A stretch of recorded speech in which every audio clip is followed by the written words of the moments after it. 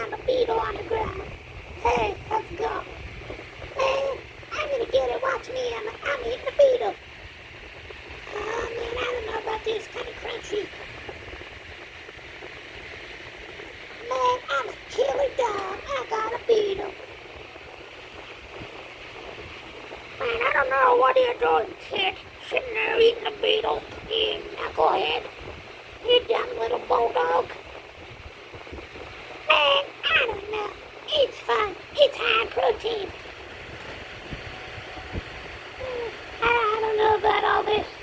Hey, thanks for watching the Lapidary channel. We'll see you guys in the next one. My idiot's history eating a beetle again. Alright, so paint's all dry. Everything is good to go. So what we're going to do is do the final assembly, the fitting, all that good stuff. I'll go through, and I always save all the old hardware. And then we go through and we'll match each type of hardware up in our cabinet. And, do replacements on it so it's nice new stuff. The only time we leave the existing hardware if it's something, something like this, like say this pulley here, or whatever. But if we can, we'll replace that little bolt that's going through there. And we'll fit everything up, get it going, and she'll be done. Gonna be a really beautiful little trim saw for somebody.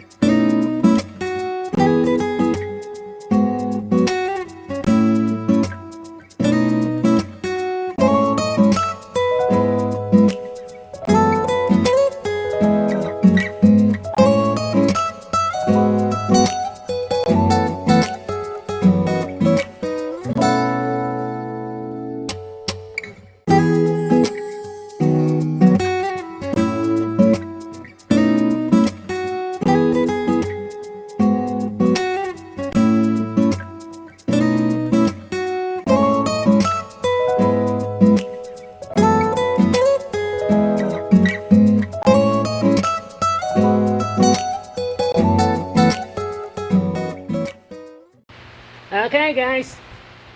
Well, she is done. So please go back and watch. If you didn't watch it, watch part 1 and then part 2, and you'll see the full restoration. We split it up between 3 videos. So that is a Beacon Star 6-inch saw. Now that is a slab saw / trim saw, which is really rocking for a small machine. Normally you don't ever see these in in 6-inch. So if you have smaller rough-in stuff that you want to slab up, it's awesome. If you have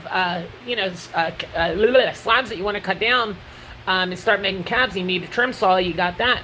So it's kind of everything in a small package. What's neat about this machine is it even has this little wheel. If you want to put, you can hook a cable right around there, or a string, and you hook it right through there, and you have little weights that go off the end, and it'll actually pull your carriage through. Now I've put this rag here just to give you guys enough light for one purpose, only because this paint Like I stated earlier, this is an enamel paint with ceramic, and it's really tough stuff, but it takes 2 weeks for it to fully harden.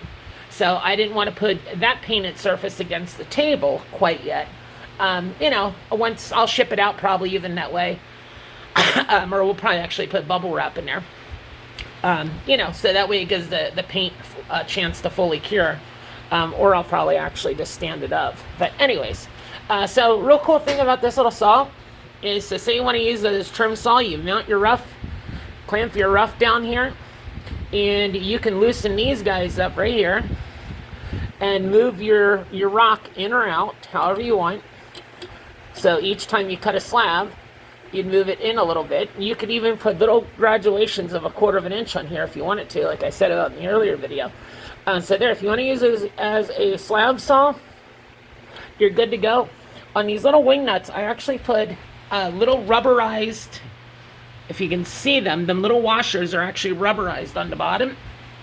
So it's really grippy. You don't have to like crank these down and try to scratch everything and beat it up. So it'll keep things just looking a little bit nicer, for longer. So you want to use it as a slab saw, you're good to go. Truthfully, I would take this and just hand feed stuff through, meaning that instead of putting a weight on the end, pushing through. I even did that on my 110 inch. I take it and hand feed it through because you go so much quicker that way than you ever do using the cables and and the weights and stuff. So you get yourself a cute little slab saw for small rough, and then you want to use it as a trim saw. You simply take this, you flip this up right out of the way, just like that. You don't have to disconnect anything, and boom, now you got yourself a trim saw. So you kind of got everything in a small little package. I made some adjustments back here. One thing with blade guards is they always end up like flopping around and stuff. So I made some adjustments. That's when you see me messing around with it a couple times. So you can actually move this and it'll stay. So it's not, if you have a bigger rough that you want to go through, you can lift this up. And it's not like flopping back down on you. A lot of the trim saws, they end up doing that. Plus, if you're just using it as a trim saw, it goes all the way down. You only have about 1 inch of space here, so you can get right in there and do tight corners without getting splashed by a ton of oil and such. So there you go. Let me put this little rag back on top. Doink. And I'll put a pulley on the end of that. Now this machine, I will be putting this up on our Facebook page at Hilmer's Fine Minerals on the Facebook page. It's not going to go on the website quite yet. And if you know my personal page on Facebook, which is Kelly Hiller, it'll go on there as well. And I'll have a price for just the machine, or we can put a motor on it if you want.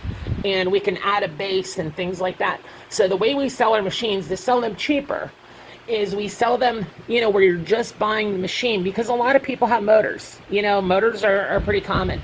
Another option that we could do is for $60, we can send it with a used motor, or $150.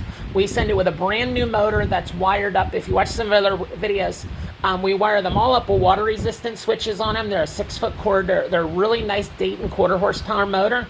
It comes with that. It comes with the belt, as well as all the pulleys, and that's for $150. If you want to go the used route, you can go the used route.